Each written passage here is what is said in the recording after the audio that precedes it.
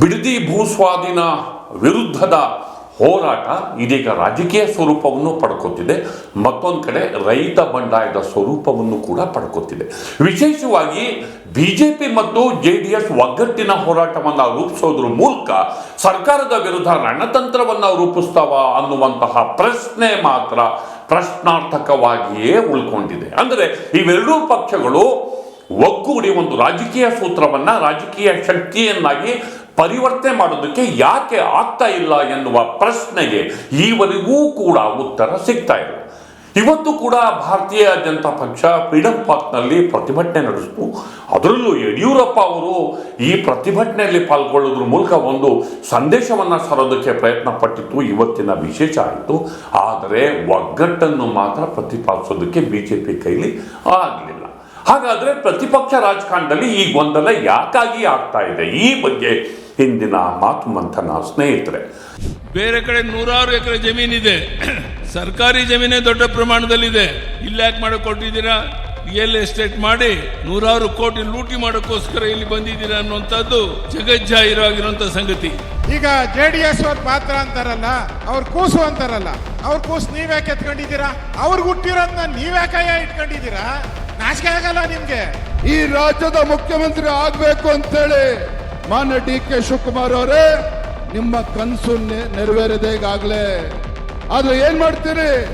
ಮನುಷ್ಯನಿಗೆ ದುರಾಸೆ ಬಂದ್ರೆ ಯಾವುದು ಕೂಡ ಸಾಕಾಗೋದಿಲ್ಲ. ಗೆಳೆಯರೆ, ನಾವು ದೃಶ್ಯಗಳನ್ನ ನೋಡ್ತಿದ್ದೀವಿ. ಬಿಡದಿ ಭೂ ಸ್ವಾಧೀನ ವಿರುದ್ಧದ ಹೋರಾಟದ ಅಖಾಡಕ್ಕೆ ಬಿಜೆಪಿ ಸಕ್ರಿಯವಾಗಿ ಧುಮುಕಿದೆ.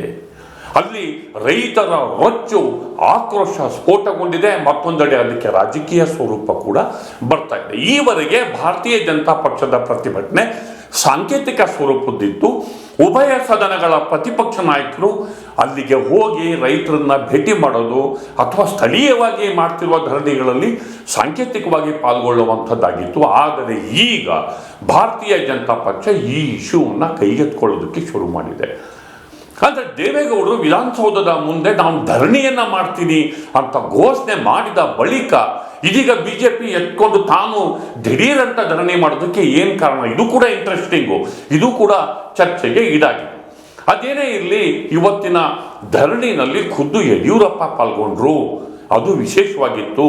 ಭೂ ಸ್ವಾಧೀನದ ವಿರುದ್ಧದ ಚಳುವಳಿಯಲ್ಲಿ ರೈತರು ರಾಜ್ಯಾದ್ಯಂತ ಯಾರು ಕರೆದ್ರೂ ಕೂಡ ನಾನು ಅಲ್ಲಿ ಹೋಗಿ ಅಲ್ಲಿದ್ದು ಆ ಧರಣಿನಲ್ಲಿ ಚಳುವಳಿನಲ್ಲಿ ಪಾಲ್ಗೊಳ್ತೇನೆ ಅಂತ ಹೇಳಿದ್ರು.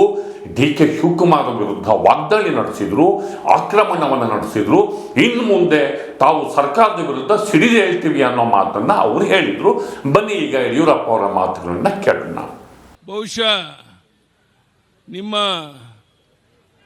ತೊಗಲಕ್ ದರ್ಬಾರಕ್ಕೆ ಕೊನೆ ಹಾಡೋದಕ್ಕೋಸ್ಕರ ಇಲ್ಲಿ ನಾವು ಸೇರಿದ್ದೇವೆ.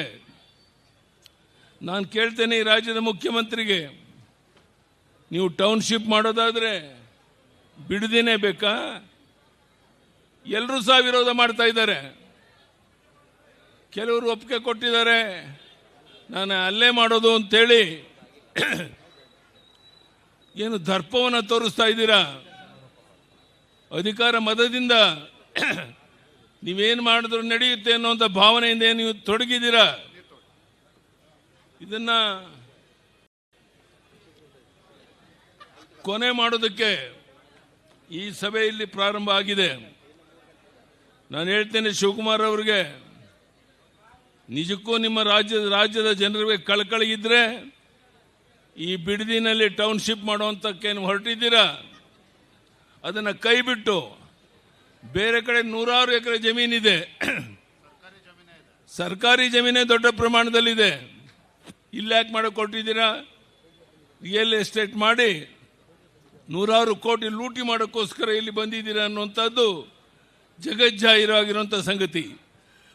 ಇಂಥ ಒಂದು ಸಂದರ್ಭದಲ್ಲಿ ನಾನು ಈ ಸರ್ಕಾರಕ್ಕೆ ಎಚ್ಚರಿಕೆಯನ್ನು ಕೊಡ್ತಾ ಇದ್ದೇನೆ. ನೀವು ಬಹುಮತ ಇದೆ ಅಂತ ಒಂದೇ ಒಂದು ಕಾರಣಕ್ಕೋಸ್ಕರ ಏನು ಬೇಕಾದರೂ ನಡೆಯುತ್ತೆ ಅನ್ನುವಂಥ ಭ್ರಮೆನಲ್ಲಿ ನೀವೇನಿದ್ದೀರಾ, ಇದಕ್ಕೆ ಕೊನೆ ಮಾಡೋದಕ್ಕೆ ಭಾರತೀಯ ಜನತಾ ಪಾರ್ಟಿ ಸಿದ್ಧ ಇದೆ. ಯಡಿಯೂರಪ್ಪ ಅವರಷ್ಟೇ ಅಲ್ಲ, ಅವರ ಮಗ ವಿಜೇಂದ್ರ, ಬಿಜೆಪಿ ರಾಜ್ಯಾಧ್ಯಕ್ಷ, ವಿಧಾನಸಭೆಯ ಪ್ರತಿಪಕ್ಷ ನಾಯಕ ಅಶೋಕ್, ವಿಧಾನ ಪರಿಷತ್ತಿನ ಪ್ರತಿಪಕ್ಷ ನಾಯಕರಾದ ಚಲುವಾದಿ ನಾರಾಯಣಸ್ವಾಮಿ, ಹೀಗೆ ಎಲ್ಲರೂ ಕೂಡ ಪಾಲ್ಗೊಂಡು ಸರ್ಕಾರದ ವಿರುದ್ಧ ಆಕ್ರಮಣವನ್ನು ನಡೆಸಿದ್ರು. ಅವರ ಪ್ರತಿಕ್ರಿಯೆಯನ್ನು ಕೂಡ ನೋಡೋಣ ಬನ್ನಿ. ಕುಮಾರ್ ಪದೇ ಪದೇ ಇದು ಕುಮಾರಸ್ವಾಮಿ ಕೂಸು ಅಂತಾರೆ. ಕುಮಾರಸ್ವಾಮಿ ಏನು ಅಕ್ವಿಜೇಷನ್ ನೋಟಿಸ್ ಕೊಟ್ಟಿದ್ರ? ಫಸ್ಟ್ ನೋಟಿಸ್ ಬಂದಿದ್ದು ಸಿದ್ದರಾಮಯ್ಯ ಮುಖ್ಯಮಂತ್ರಿ ಆಗಿದ್ದಾಗ 2024ರಲ್ಲಿ. ಎರಡನೇ ನೋಟಿಸು ಸಿದ್ದರಾಮಯ್ಯ ಮುಖ್ಯಮಂತ್ರಿ ಆಗಿದ್ದಾಗ. ಈಗ ಹಣ ಕೊಡ್ತಾ ಇರೋದು ಡಿ ಕೆ ಶಿವಕುಮಾರ್ ಅವರು. ಅಂದ್ರೆ ಇದರಲ್ಲಿ ಪಾತ್ರ ಎಂಟೈರ್ ಕಾಂಗ್ರೆಸ್ ಅವ್ರದೇ ಪಾತ್ರ ಇದರಲ್ಲಿ. ಈಗ JDS ಅವ್ರ ಪಾತ್ರ ಅಂತಾರಲ್ಲ, ಅವ್ರ ಕೂಸು ಅಂತಾರಲ್ಲ, ಅವ್ರ ಕೂಸು ನೀವ್ಯಾಕೆ ಎತ್ಕೊಂಡಿದ್ದೀರಾ? ಅವ್ರಿಗೆ ಅವ್ರ ಮಕ್ಕಳು ನೀವ್ಯಾಕಪ್ಪ ಎತ್ಕೊಂಡಿದ್ದೀರಾ? ಅವ್ರ ಕೂಸು ಅವ್ರಿಗೆ ಹುಟ್ಟಿರೋ ಕೂಸು ಅಂತ ಇಟ್ಕೊಂಡಿದ್ದೀರ ನೀವು. ಕೂಸು ಅಂದ್ರೆ ಇದು ಅವ್ರಿಗೆ ಹುಟ್ಟಿರೋದನ್ನ ನೀವ್ಯಾಕಯ್ಯ ಇಟ್ಕೊಂಡಿದ್ದೀರಾ? ನಾಚಿಕೆ ಆಗಲ್ಲ ನಿಮ್ಗೆ? ಅವ್ರ ಕೂಸು ನಿಮ್ ಕೂಸು ಎತ್ಕೊಳ್ರಿ. ಫಸ್ಟು ಕಾಂಗ್ರೆಸ್ ಕೂಸುಗಳು ಏನೇನವೋ ಅವು ಎತ್ಕೊಳ್ರಿ. JDS ಕೂಸ್ನ ಯಾಕೆ ತಗೊಳಕ್ ಹೋಗ್ತೀರಾ ನೀವು?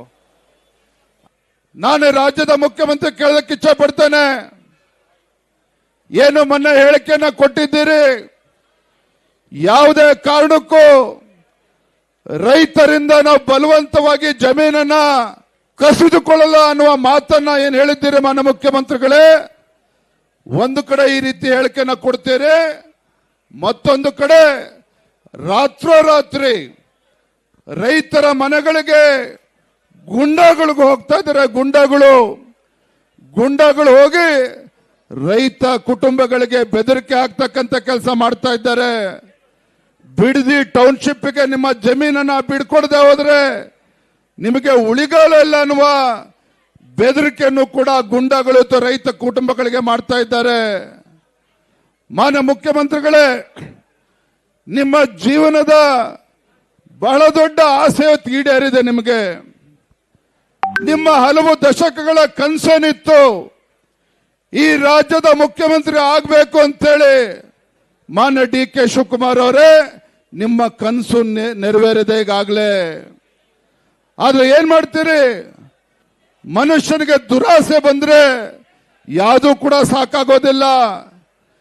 ಮುಖ್ಯಮಂತ್ರಿಗಳಾಗಿ 24 ಗಂಟೆಯಲ್ಲಿ ಅವ್ರು ಕೈ ಹಾಕಿರ್ತಕ್ಕಂಥ ಕಾರ್ಯಕ್ರಮಗಳೇನು? ಉತ್ತರ ಕರ್ನಾಟಕದ ರೈತರ ಸಮಸ್ಯೆಯನ್ನ ಬಗೆಹರಿಸ್ತೀನಿ ಅಂತಲ್ಲ, ಉತ್ತರ ಕರ್ನಾಟಕದ ರಾಜ್ಯದ ರೈತರ ಸಂಕಷ್ಟಕ್ಕೆ ಸ್ಪಂದನೆ ಮಾಡ್ತೀನಿ ಅನ್ನೋ ಮಾತನ್ನ ಹೇಳಲಿಲ್ಲ. ಅದರ ಬದಲಾಗಿ ಬಿಡದಿ ಟೌನ್ಶಿಪ್ ಅನ್ನ ಮಾಡಬೇಕು ಅಂತೇಳಿ ಮುಂದೆ ಹೋಗ್ತೀರಿ. ಈಗ ಹಿರಿಯ ನಾಯಕರ ಪ್ರತಿಕ್ರಿಯೆಯನ್ನು ನಾವು ನೋಡಿದ್ವಿ. ಅದರಲ್ಲೂ ವಿಧಾನ ಪರಿಷತ್ ಚುನಾವಣೆಯಲ್ಲಿ ಅಡ್ಡ ಮತದಾನದ ಬಳಿಕ ಬಿಜೆಪಿ ರಾಷ್ಟ್ರೀಯ ವರಿಷ್ಠರು ರಾಜ್ಯ ಬಿಜೆಪಿಯ ಮೇಲೆ ಕೆಂಗಣ್ಣು ಬೀರಿದ್ದಾರೆ. ಅಂದ್ರೆ ಈ ನಾಯಕರ ನಡುವೆ ಮನಸ್ತಾಪ ಮತ್ತು ಕೋಆರ್ಡಿನೇಷನ್ ಸಮನ್ವಯತೆ ಇಲ್ಲದಲೇ ಇರೋದೇ ಬಿಜೆಪಿ ಸಂಘಟನಾತ್ಮಕವಾಗಿ ಕುಸಿಲಿಕ್ಕೆ ಕಾರಣ ಎನ್ನುವಂತಹ ಎಚ್ಚರಿಕೆಯ ಸಂದೇಶವನ್ನ ರಾಷ್ಟ್ರೀಯ ನಾಯಕರು ರಾಜ್ಯ ನಾಯಕರಿಗೆ ಅವರು ಅದನ್ನ ಕೊಟ್ಟಿದ್ದಾರೆ. ಅಂದ್ರೆ ನೀವು ಸರ್ಕಾರದ ವಿರುದ್ಧ ಕಾರ್ಯಕ್ರಮಗಳನ್ನ ಮಾಡಿ, ಸರ್ಕಾರದ ವಿರುದ್ಧ ಹೋರಾಟಗಳನ್ನ ತೀಕ್ಷ್ಣ ಮಾಡಿ ಅಂತ ಅವರು ಸೂಚನೆಗಳನ್ನು ಕೂಡ ಕೊಟ್ಟಿದ್ದಾರೆ. ಈ ಹಿನ್ನೆಲೆಯಲ್ಲಿ ಇವತ್ತು ಫ್ರೀಡಂ ಪಾರ್ಕ್ನಲ್ಲಿ ಬಿಡದಿ ರೈತರ ಪರವಾಗಿ ನಡೆದಂತಹ ಪ್ರದರ್ಶನ ಗಮನ ಸೆಳೀತು. ಎಲ್ಲವೂ ಸರಿ. ಹಾಗೆ ನೋಡಿದರೆ ಈ ಒಂದು ವಿವಾದ JDSನ ಪ್ರದೇಶದಲ್ಲಿ JDS ಪ್ರಾಬಲ್ಯ ಹೆಚ್ಚಿರುವ ಭಾಗದಲ್ಲಿ ಆಗಿರುವಂಥದ್ದು ಮತ್ತು JDS ಈ ಪ್ರತಿಭಟನೆಯನ್ನ ಮೊದಲಿಂದಲೂ ಕೂಡ ಕೈಗೆತ್ತಿಕೊಂಡಿದೆ. ಬಿಜೆಪಿ ಈಗ ರಂಗ ಪ್ರವೇಶ ಆಗಿದೆ. ಬಿಜೆಪಿ ಮತ್ತು JDS ನಡುವೆ ಮೈತ್ರಿ ಇರುವಂತಹ ಸಂದರ್ಭದಲ್ಲಿ ಇಂಥದ್ದೊಂದು ದೊಡ್ಡ ಪ್ರತಿಭಟನೆಗೆ JDS ಯಾಕೆ ಪಾಲ್ಗೊಳ್ಳಿಲ್ಲ? ಇದು ಮುಖ್ಯವಾದಂತಹ ಪ್ರಶ್ನೆ. ಇಂಥದ್ದೊಂದು ಪ್ರತಿಭಟನೆ ಮಾಡಬೇಕಾದ್ರೆ ಬಿಜೆಪಿ ಮತ್ತು JDS ಒಟ್ಟಿಗೆ ಕೂತು ಯಾಕೆ ಚರ್ಚೆ ಮಾಡಲಿಲ್ಲ? ಮತ್ತು ಈ ಹೋರಾಟದ ಸ್ವರೂಪವನ್ನ ಬಿಜೆಪಿ ಮತ್ತು JDS ಜಂಟಿಯಾಗಿ ಮಾಡೋದಕ್ಕೆ ಯಾಕಾಗಿ ಆಗಲಿಲ್ಲ? ಇದರ ಬಗ್ಗೆ ವರಿಷ್ಠರು ಒಂದು ಸ್ಪಷ್ಟ ಸೂಚನೆಗಳನ್ನ ಕೊಟ್ಟಿದ್ದಾರೆ, ಕಟ್ಟೆಚ್ಚರವನ್ನ ನೀಡಿದ್ದಾರೆ. ನಿಮ್ಮ ಕಾರ್ಯಕ್ರಮಗಳು ಜಂಟಿಯಾಗಿರಲಿ, ನೀವು ಒಗ್ಗಟ್ಟಿಂದ ಒಟ್ಟಿಗೆ ಹೋಗಿ ಅನ್ನುವಂತಹ ಸೂಚನೆಯನ್ನ ಕೊಟ್ಟ ಬಳಿಕವೂ ಕೂಡ ಇಲ್ಲಿ ಬಿಜೆಪಿ ಏಕಾಂಗಿಯಾಗಿ ಯಾಕೆ ಪ್ರತಿಭಟನೆ ನಡೆಸಿತು? ಈ ಒಂದು ಪ್ರಶ್ನೆಗೆ ಮಾತ್ರ ಉತ್ತರ ಇನ್ನೂ ಸಿಕ್ಕಿಲ್ಲ.